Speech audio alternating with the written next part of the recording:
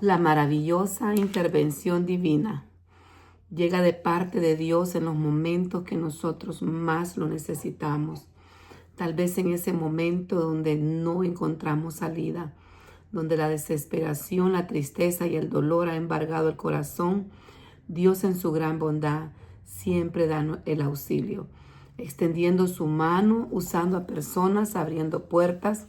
Estamos leyendo para la gloria del Señor, segundo libro de Samuel, y ayer leíamos en el capítulo 17 cómo David iba huyendo de Jerusalén, dado que Absalón ya había usurpado el trono y quería destruir a su padre. El rey David prefirió huir y no ver que todas las tribus entraran en una guerra. Sin embargo, pues el ataque estaba seguro. Y Ahitofel viene y aconseja a Absalón que esa misma noche con 12,000 hombres fueran y dieran muerte a su padre. Pero Dios intervino y puso consejo en la vida de Usai y dio un consejo diferente, que no lo hicieran esa misma noche, sino que esperaran a reunir todo el ejército.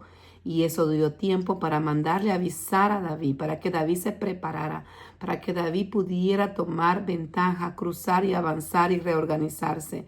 De lo contrario, una muerte segura venía. Pero toda gloria y toda honra sea al Señor, porque a pesar de que David iba sufriendo ya las consecuencias que habían sido profetizadas a través del profeta Natán, todo lo que iba a sufrir, que la espada no se iba a apartar de su casa a raíz del pecado que hizo con Betsabé, vemos que David iba humillado. David sabía que él estaba pasando un proceso a consecuencia de su rebeldía, de su pecado, y él lo aceptaba y dijo que se haga la voluntad de Dios. En otras palabras, si Dios me permite regresar, él iba a volver a ver el arca cuando la mandó de regreso a Jerusalén. Entonces vemos que Dios en su bondad estaba viendo la humillación de David, estaba viendo su dolor, y el Señor decide auxiliarlo. Así nos auxilia el Señor. Pone personas claves, pone amigos sinceros, pone personas que están dispuestas a arriesgar su propia vida para ayudarnos, para podernos auxiliar, para darnos una palabra, para orar por nosotros, para darnos un consejo genuino, un consejo bíblico, un consejo sabio, para tendernos la mano, incluso económicamente, cuando estamos en una situación de dolor, de tristeza, de angustia, de escasez. Y toda gloria sea al Señor, porque Él siempre tiene cuidado de los suyos. No vemos un justo desamparado ni su simiente que mendigue pan, porque Él tiene misericordia, y cuando nos arrepentimos de todo corazón, el Señor nos restaura y el Señor nos ayuda y hace la intervención divina a nuestro favor. Bienvenidos nuevamente a un espacio de bendición, de lectura de la palabra. Damos gracias al Señor, nos permite Dios avanzar y así oramos. Amado Padre que estás en gloria, muchas gracias, Señor, porque nos permites, bendito Dios, sumergirnos en tu palabra santa y poderosa. Bendito Padre, que sea tu nombre exaltado y glorificado. Te suplicamos que tu Espíritu Santo nos guíe, nos instruya, nos enseñe, Señor. Queremos aprender, Señor, lo que tú nos quieras enseñar. Nos rendimos en esta tarde, en esta hora, Señor. Nos rendimos delante de ti, precioso Padre. Que sea usted, Señor Dios mío, bendito Dios, instruyéndonos y santificándonos en tu palabra. Permítenos, Padre amado, ser obedientes, Señor, y compartir esta semilla de esperanza, este mensaje, Señor, de salvación, porque el Evangelio es poder tuyo, Padre Santo. Gracias por tu Espíritu Santo. Gracias, Padre, por enviar a tu Hijo a la cruz del Calvario. Gracias, Señor Jesús, por tomar nuestro lugar. Y gracias por enviarnos tu Espíritu Santo, que nos acompaña a todo momento y en todo lugar. Señor, te damos gloria. Amén. Bueno, mis amados hermanos, para mí es un privilegio continuar con la lectura bíblica. En esta hora, pues continuamos verificando primeramente que leímos el día de ayer, capítulo 17 y 18 del segundo libro de Samuel. Vamos avanzando, ya casi lo vamos a terminar. Y vemos realmente que el capítulo 17 es muy difícil, todo lo que está pasando, lo que está aconteciendo. Ya Absalón había usurpado el trono de Jerusalén y siempre estaba en su corazón destruir completamente a su padre. Entonces vemos que en este capítulo leímos enfrentamientos estratégicos, enfrentamientos militares, pero también, como comentábamos al principio, la intervención divina. Ahitofel, que era uno de los consejeros del rey, recomendó atacar a David esa misma noche con un ejército de 12,000 hombres. Imagínense, para eliminarlo lo más pronto posible, para hacerlo rápidamente y asegurar que el reino quedara en manos de Absalón. Pero sabemos que Dios había permitido que Usai ya se hubiera infiltrado en el palacio, haciéndole creer primeramente a Absalón que estaba de su lado, que iba a estar ahí aconsejándolo, ¿verdad? Y que en realidad él no tenía ninguna otra intención, pero sabemos por la palabra que él era fiel a David y estaba ahí para ver si lograba dar un consejo diferente que el de Ahitofel, porque sabía él que era destructivo para David. Entonces Absalón lo manda a llamar para ver qué él tenía que decir, y él le dice: no hagas así, mira, tú sabes que tu padre es un hombre guerrero, él va a estar escondido en alguna cueva, no lo vas a lograr encontrar ahorita, mejor espérate, reúne todo el ejército y así nadie va a escapar. Así se lo presentó, pero en realidad él lo estaba haciendo para que David tuviera tiempo, que pudiera recibir refuerzos, la noticia de todo lo que estaba pasando, de qué manera estaban planificando atacarle, y también que él tuviera tiempo para reorganizarse y preparar una defensa. Vemos también que Dios interviene y hace que Absalón crea el consejo y le dice: me parece bien tu consejo, y también todos los líderes de Israel prefieren el consejo de este varón, gloria sea al Señor, a favor de David, de Usai, por encima del brillante plan de Ahitofel. Y vemos que vienen ellos y mandan a dos jóvenes mensajeros, uno llamado Jonatán y otro Ahimás. Ellos se escondieron en Enrogel, dice la palabra, llevaron la advertencia al rey David. Luego de grandes luchas que tuvieron, por poco los atrapan, pero lograron llegar. Entonces se les permite cruzar el río Jordán a tiempo para ponerse a salvo y llevar el mensaje, la alerta, la advertencia al rey David. Y pasa algo catastrófico en la vida de Ahitofel, una persona pues maquiavélica, ¿verdad? Qué pensamiento tan audaz para el mal, pero al verse él burlado, que no lo habían atendido, no se había tomado el consejo que él había dado, al ver que su consejo fue totalmente rechazado, eso realmente a él lo puso en un estado bien crítico emocionalmente, y regresó a su casa, dice la palabra, pero para ahorcarse. Vemos, hermanos, que también una gran enseñanza, cómo terminan los traidores, terminan ahorcados, terminan colgados. Y eso es una lección, ¿verdad? Porque es un árbol, en un árbol seco ellos toman una drástica decisión, y sabemos que el suicidio no es la solución. Las personas que mueren sin Cristo y más de esa manera, pues van a un lugar peor, un lugar de tormento. Estamos viendo que en la sociedad se está promoviendo, por ejemplo, la eutanasia.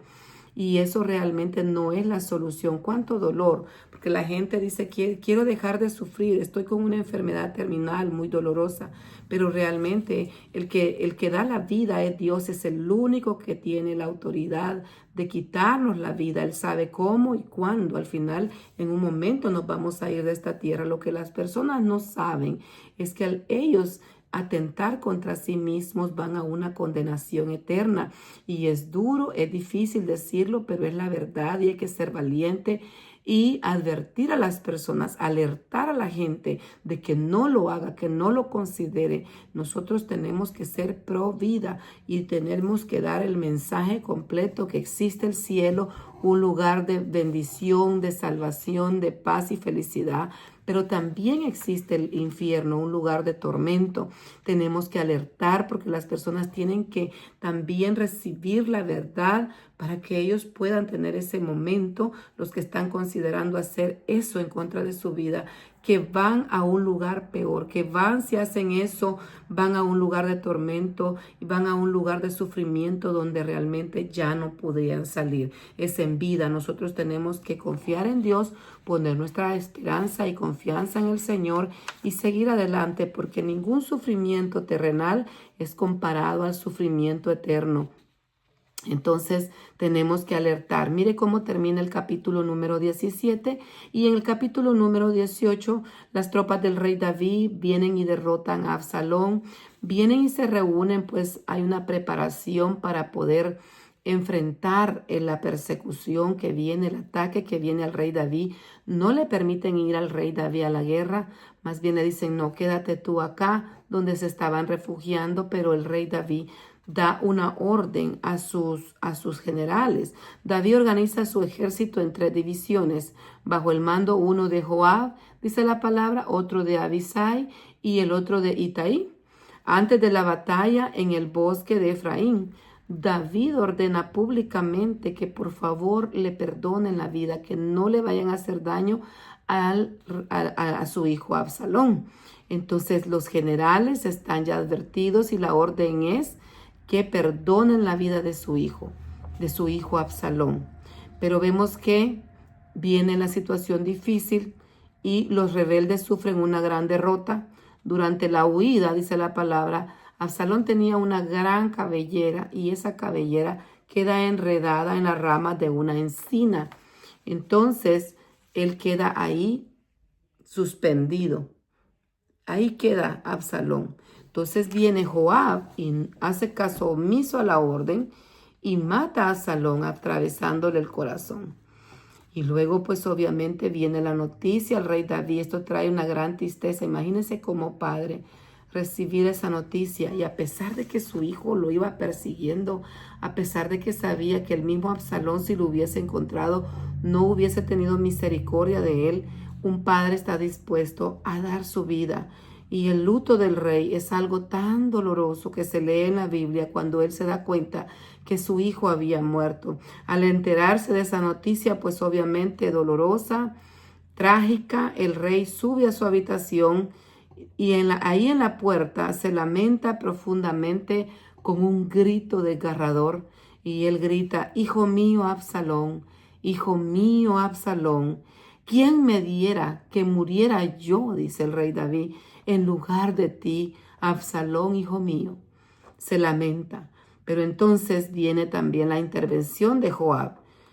Bendito Dios, en medio del regocijo de ellos, de que han tenido la victoria, se convierte en tristeza porque Joab confronta duramente a David, advirtiéndole que su actitud podía desmoralizar a todos los que fueron a la guerra para defender su vida y su reino. Arriesgaron su vida por David y David está destrozado porque han matado a su hijo. Pero en medio de todo eso, pues él como rey se ve obligado a levantarse y a presentarse ante su pueblo. Entonces hoy nos corresponde leer para la gloria del Señor capítulo 19 y 20 de segundo libro de Samuel. Y lo vamos a leer siempre en el nombre del Padre, del Hijo y del Espíritu Santo. Dice la Biblia acá en el título del capítulo 19 del segundo libro de Samuel. Dieron aviso a Joab. David vuelve a Jerusalén. Amén. Dieron aviso a Joab. He aquí, el rey llora y hace duelo por Absalón. Y se volvió aquel día la victoria en un luto para todo el pueblo. Para todo el pueblo, porque se oyó decir que el pueblo en aquel día el rey tenía dolor por su hijo. Entró en un pueblo en aquel día de la ciudad escondidamente, como suele entrar a escondidas el pueblo avergonzado que ha huido de batalla. Mas el rey, cubierto el rostro, clamaba a alta voz, hijo mío Absalón, Absalón, hijo mío, hijo mío. Entonces Joab vino al rey en la casa y dijo, hoy has avergonzado el rostro de todos tus siervos, que hoy han librado tu vida y la vida de tus hijos y de tus hijas, y la vida de tus mujeres y la vida de tus concubinas, amando a los que te aborrecen y aborreciendo a los que te aman, porque hoy has declarado que nada te importa tus príncipes y siervos, pues hoy me has hecho ver claramente que si Absalón viviera, aunque todos nosotros estuviéramos muertos, entonces estarías contento.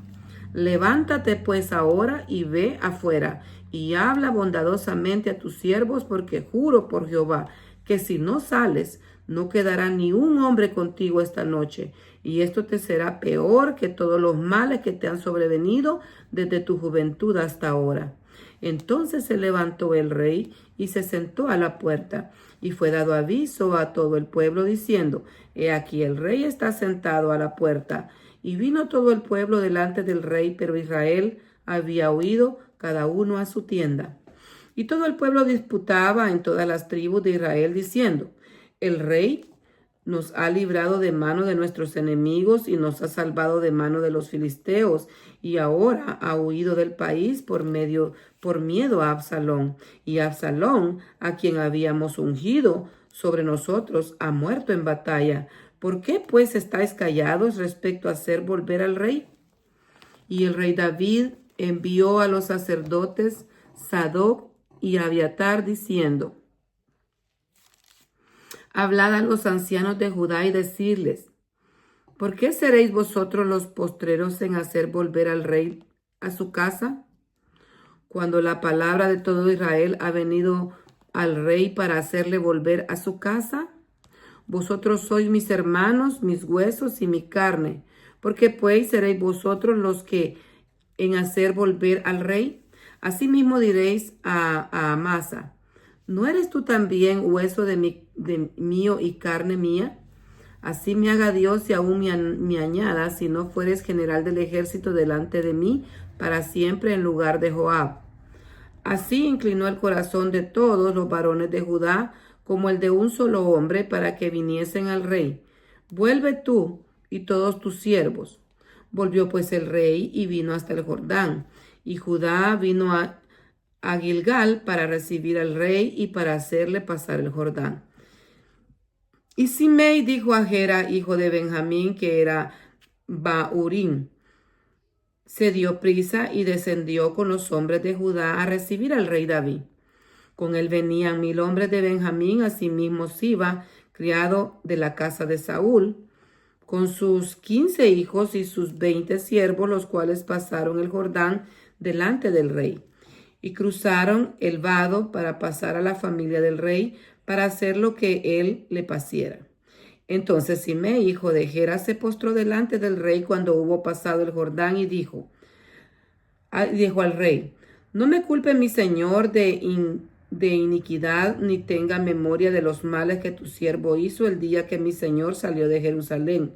No los guarde el rey en su corazón, porque yo tu siervo reconozco haber pecado y he venido hoy primero de toda la casa de José para descender a recibir a mi señor el rey. Respondió Abisai, hijo de Sarbia, y dijo: ¿No ha de morir por esto Simei, que maldijo al ungido de Jehová? David entonces dijo: ¿Qué tengo yo con vosotros, hijos de Sarbia, para que hoy me salgáis, me seáis adversarios? ¿Ha de morir hoy alguno en Israel? Pues no sé yo que hoy soy rey sobre Israel. Y dijo el rey a Simei: No morirás. Y el rey se lo juró. También Mefiboset, hijo de Saúl, descendió a recibir al rey. No había lavado sus pies, ni había cortado su barba, ni tampoco había lavado sus vestidos desde el día que el rey salió hasta el día que volvió en paz. Y luego que vino a él a Jerusalén a recibir al rey, el rey le dijo: Mefiboset, ¿por qué no fuiste conmigo? Y él respondió: Rey, señor mío, mi siervo me engañó, pues tu siervo había dicho: enalbardame un asno y montaré en él, e iré al rey, porque tu siervo es cojo. Pero él ha calumniado a tu siervo delante de mi señor el rey. Mas mi señor el rey es como un ángel de Dios. Haz pues lo que bien te parezca, porque toda la casa de mi padre era digna de muerte delante de mí, señor rey, y tú pusiste a tu siervo entre tus convidados a tu mesa. ¿Qué derecho pues tengo aún para clamar más al rey? Amén. Y continuamos con la lectura del capítulo número 20 del segundo libro de Samuel. Y su título es Sublevación de Seba. Aconteció que se hallaba ahí un hombre perverso que se llamaba Seba, hijo de Bicri, no, hombre de Benjamín, el cual tocó la trompeta y dijo: no tenemos nosotros parte en David, ni heredad con el hijo de Isaí, cada uno a su tienda de Israel. Así todos los hombres de Israel abandonaron a David siguiendo a Seba, hijo de Bicri, mas los de Judá siguieron a su rey desde el Jordán hasta Jerusalén. Y luego que llegó David a su casa en Jerusalén, tomó el rey a 10 mujeres concubinas que habían dejado para guardar la casa y las puso en reclusión y les dio alimento, pero nunca más se llegó a ellas, sino que quedaron encerradas hasta que murieron en viudez perpetua.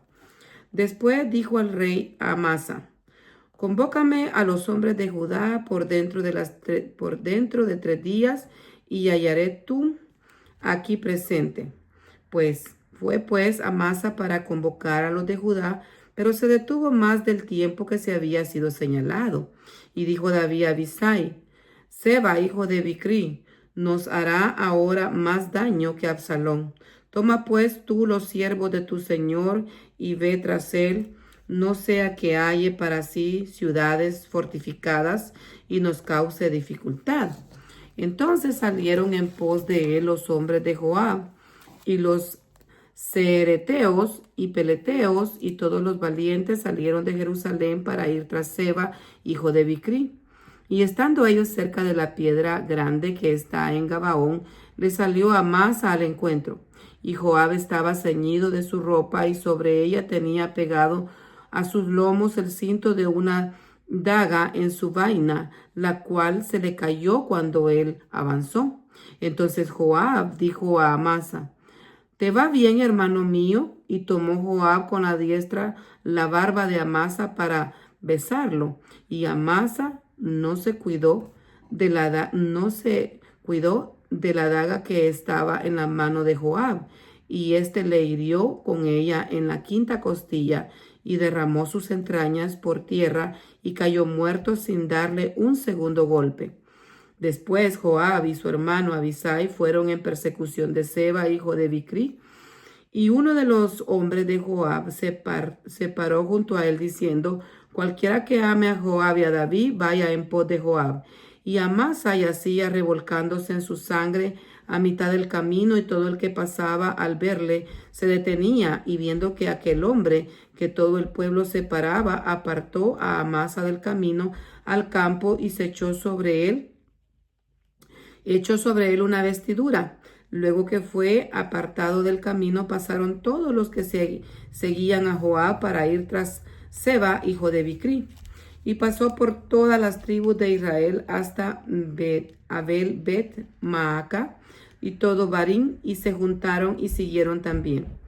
Y volvieron y lo sitiaron en Abel Bet Maaca, y pusieron baluarte contra la ciudad, y quedó sitiada. Y todo el pueblo que estaba con Joab trabajaba por derribar la muralla. Entonces una mujer sabia dio voces en la ciudad diciendo: oíd, oíd, os ruego que digáis a Joab que venga acá para que yo hable con él. Cuando él se acercó a ella, dijo la mujer: ¿eres tú Joab? Y él respondió: yo soy. Ella le dijo: oye las palabras de tu sierva. Y él respondió: oigo. Entonces volvió ella a hablar diciendo: antiguamente solían decir: quien preguntare, pregunte a Abel, y así concluían cualquier asunto. Yo soy de las pacíficas y fieles de Israel, pero tú procuras destruir una ciudad que es madre en Israel. ¿Por qué destruyes la heredad de Jehová? Joab respondió diciendo: nunca tal me acontezca que yo destruya ni deshaga.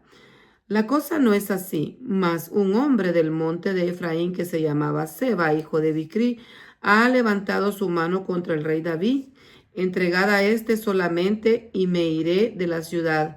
Y la mujer dijo a Joab: he aquí, su cabeza te será arrojada desde el muro. La mujer fue, pues, luego a todo el pueblo con su sabiduría, y ellos cortaron la cabeza de Seba, hijo de Bicri, y la arrojaron a Joab, y él tocó la trompeta, y se retiraron de la ciudad, cada uno a su tienda, y Joab se volvió al rey a Jerusalén. Oficiales de David. Así quedó Joab sobre todo el ejército de Israel, y Benaía, hijo de Joiada, sobre los secreteos y peleteos, y Adoram sobre los tributos, y Josafat, hijo de Ahulud, era el cronista.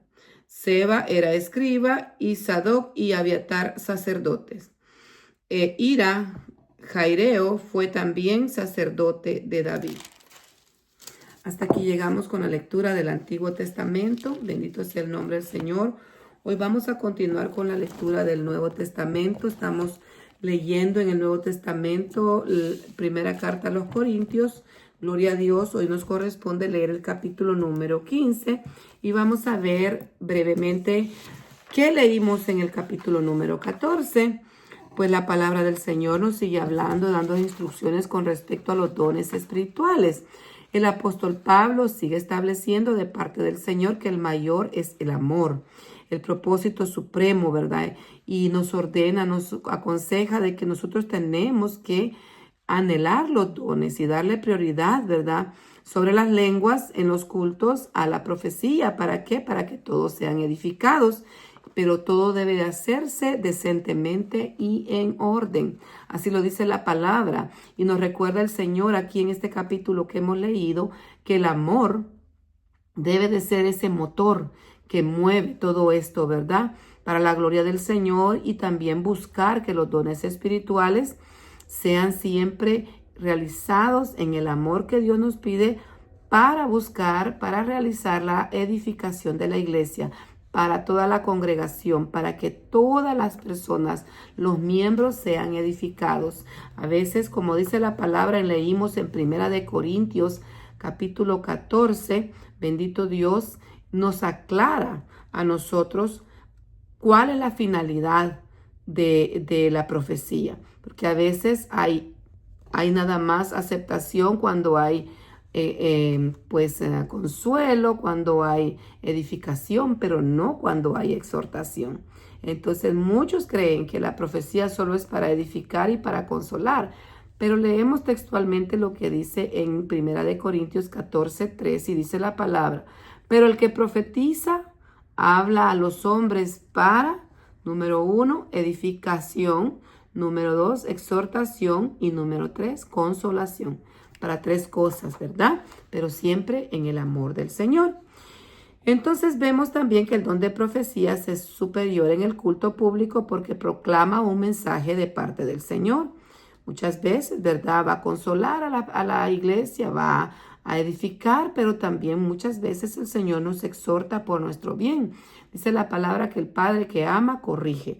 Debemos de estar nosotros también abiertos a las correcciones, porque si Dios nos corrige es porque nos ama. Si Dios nos exhorta es porque también nos quiere formar y quiere seguir haciendo esa obra en nosotros, esa obra preciosa que necesitamos nosotros. Entonces las lenguas edifican a quien habla, porque misterios hablamos con Dios. Bendito Dios, pero si hay alguien que las interprete, dice, pues es gloria para el Señor también, que si hay interpretación y hay un mensaje, ¿verdad? Dios da inteligencia y discernimiento. Pablo enfatiza que es mejor orar y cantar con el espíritu y también con la mente. Los creyentes deben evitar el uso del don de lenguas en público sin traducción para no confundir a los oyentes o los visitantes, porque entonces no va a haber un mensaje, no van a entender. Pero nosotros estamos siendo, ¿verdad?, edificados, misterios, hablamos con el Señor. Dios está haciendo una gran obra en nuestro ser, pero Él también pide que todo lo hagamos en el orden. La palabra nos pide que hagamos todo ordenadamente. Dios es un Dios de orden. Entonces aquí se dan reglas estrictas para el uso de estos dones. El hablar en lengua debe hacerse por turnos, dice la palabra, máximo 2 o 3 por turnos. Porque si todos hablan a la vez, imagínense, hermanos, no se va a entender, no se va a recibir, no va a haber edificación, entonces se hace un desorden y no podemos hacer eso en la casa del Señor. Y siempre con un intérprete. Asimismo, los profetas deben hablar por turnos. Dice la palabra que el espíritu está sujeto al profeta. Entonces, permitir que alguien de parte del Señor tiene un mensaje, hable, dé, lo entregue, y luego el siguiente, y luego el siguiente, ¿verdad? Así dice la palabra del Señor, máximo 2 o 3. Ahí, porque por boca de 2 o 3 testigos se confirman los asuntos, ¿verdad? Entonces se debe de hablar por turno mientras los demás están evaluando el mensaje. ¿Por qué? Porque tenemos también que discernir nosotros a la luz de la palabra si es un mensaje que está acorde con la palabra del Señor, pues gloria a Dios, es de parte del Señor. El Señor nunca se va a contradecir. El Señor es ordenado, Él es fiel y verdadero. Su palabra es verdad. Es la mayor profecía y segura, la escritura de la palabra, porque es peligroso que alguien, ¿verdad?, se salga del hilo recto del espíritu y de repente empiece a hablar otras cosas, o realmente haya algo que se quiere infiltrar que no es de parte del Señor. Cuidado, porque también el enemigo se viste de ángel de luz y peligroso también quiera confundir para traer problemas a la congregación. Entonces tenemos que ver que el propósito central en la reunión, pues obviamente nosotros nos reunimos a adorar al Señor, a recibir palabra, y a veces Dios en su gran misericordia pues nos manda un mensaje profético, una instrucción, una exhortación, nos consuela el Señor por medio de sus siervos, de sus vasos, de sus profetas. El don sigue vigente. Hay muchas escuelas ahora, muchas personas están creyendo que no, pero estamos viendo en el Nuevo Testamento que hay instrucción de cómo nosotros desarrollar, si alguien tiene ese don, qué bendición, ¿verdad? Entonces, ¿cómo se debe de desarrollar? Por lo tanto, seguía vigente. Lo que pasa es que muchas veces así les han venido enseñando, no han tenido experiencia con los dones del Espíritu Santo. Entonces, como no lo han tenido, muchos dicen ya no existen. Pero eso es la doctrina de la cesación, donde piensan que todas estas manifestaciones ya cesaron. Pero el Espíritu Santo sigue hablando. Lo hemos visto nosotros en lo que hemos venido leyendo, cómo la iglesia primitiva le permitía al Espíritu Santo hablar, que los guiara, que confirmara, incluso la disciplina que puso, ¿verdad?, a esta pareja que quiso mentirle. Es una disciplina que quedó de ejemplo para todos, ¿verdad? Ananías y Zafira, ellos realmente fueron ipso facto, quitados de la faz de la tierra por quererle mentir al Señor, que es cosa que no podemos, porque Dios todo lo ve y todo lo sabe. Así que es bien importante que sigamos meditando. Les invito a meditar en el capítulo número 14 de la primera carta a los Corintios, que ya lo leímos, y es el hablar en lenguas. Hay que anhelarlo, hay que realmente nosotros estar con un corazón deseoso. Y si hay algo que está impidiendo que nosotros no hablemos en lengua, preguntémosle al Señor qué es. Escuchaba yo un testimonio de un varón que él anhelaba gozarse en la presencia del Señor, hablar lenguas, pero en realidad no lo lograban. Pasaba el tiempo, pasaba, Señor, hasta que vino y se humilló. Le dijo, ¿qué hay en mí? ¿Qué hay en mí, Señor? Ayúdame. Entonces el Señor también le mostraba que estaba la parte de que había todavía mucho ego, mucho orgullo. Dios en su misericordia nos sigue hablando y nos sigue ayudando cuando nosotros le pedimos, nos humillamos, nos rendimos, le clamamos, le suplicamos. Él se manifiesta en misericordia para que sigamos nosotros creciendo en la gracia de Dios, para trabajarle, para podernos gozar y nosotros también ser útiles en la obra del Señor. Así que vamos a leer el capítulo número 15 y dice el tema, la resurrección de los muertos. Además os declaro, hermanos, el evangelio que os he predicado, el cual también recibisteis, en el cual también perseveráis, por el cual asimismo, si retenéis la palabra que os he predicado, sois salvos, si no creéis en vano. Porque primeramente os he enseñado que asimismo recibí, que Cristo murió por nuestros pecados, conforme a las Escrituras, y que fue sepultado y que resucitó al tercer día, conforme a la Escritura, y que apareció a Cefas y después a los 12. Después apareció a más de 500 hermanos a la vez, de los cuales muchos viven aún y otros duermen. Después apareció a Jacobo, después a todos los apóstoles, y al último de todos, como a un abortivo, me apareció a mí, porque yo soy el más pequeño de los apóstoles, que no soy digno de ser llamado apóstol porque perseguía la iglesia de Dios. Pero por la gracia de Dios soy lo que soy. Y su gracia no ha sido en vano para conmigo. Antes han trabajado más que todos ellos, pero no yo, sino la gracia de Dios conmigo. Porque o sea yo o sean ellos, si predicamos y si habéis creído. Pero si se predica de Cristo que resucitó de los muertos, ¿cómo dicen algunos entre vosotros que no hay resurrección de muertos? Porque si no hay resurrección de muertos, tampoco Cristo resucitó. Y si Cristo no resucitó, vana es entonces nuestra predicación, vana es también vuestra fe. Y somos hallados falsos testigos de Dios porque hemos testificado de Dios que Él resucitó a Cristo, al cual no resucitó si en verdad de los muertos no resucitan. Porque si los muertos no resucitan, tampoco Cristo resucitó. Y si Cristo no resucitó, vuestra fe es vana. Y aún estáis en vuestro pecado, entonces también los que durmieron en Cristo perecieron. Si en esta vida solamente esperamos en Cristo, somos los más dignos de conmiseración de todos los hombres. Mas ahora Cristo ha resucitado de los muertos. Primicia de los que durmieron es hecho. Porque por cuanto la muerte entró por un hombre, también por un hombre la resurrección de los muertos. Porque así como en Adán todos mueren, también en Cristo todos serán vivificados. Pero cada uno en su debido orden. Cristo las primicias, luego los que son de Cristo en su venida. Luego el fin. Cuando entregue el reino al Dios y Padre, cuando haya suprimido todo dominio y toda autoridad y potencia. Porque preciso es que Él reine hasta que haya puesto a todos sus enemigos debajo de sus pies. Y el postrer enemigo será destruido, es la muerte. Porque todas las cosas las sujetó debajo de sus pies. Y cuando dice que todas las cosas han sido sujetadas a Él claramente, se exceptúa aquel que sujetó a Él todas las cosas. Pero luego que todas las cosas le estén sujetas, entonces también el Hijo mismo se sujetará al que le sujetó a Él todas las cosas, para que Dios sea en todo, en todos. Todo en todos. De otro modo, ¿qué harán los que se bautizan por los muertos si de alguna manera los muertos resucitan? Porque pues se bautizan por los muertos. Y porque nosotros peligramos a toda hora. Os ruego, hermanos, por la gloria que de vosotros tengo en nuestro Señor Jesucristo, que cada día muero.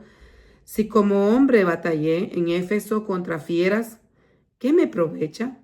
Si los muertos no resucitan, comamos y bebamos, porque mañana moriremos. No erréis. Las malas conversaciones corrompen las buenas costumbres. Velad debidamente y no pequéis, porque algunos no conocen a Dios. Para vergüenza vuestra lo digo. Pero dirá alguno, ¿cómo resucitarán los muertos? ¿Con qué cuerpo vendrán? Necio.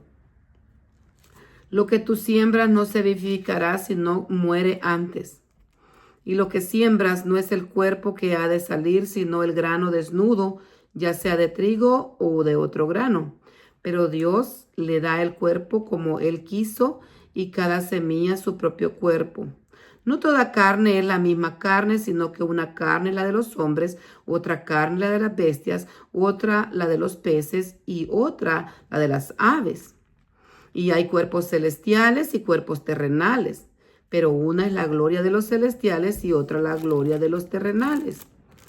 Una es la gloria del sol y otra la gloria de la luna, y otra la gloria de las estrellas, pues una estrella es diferente en otra en gloria. Así también la resurrección de los muertos. Se siembra en corrupción, resucitará en incorrupción.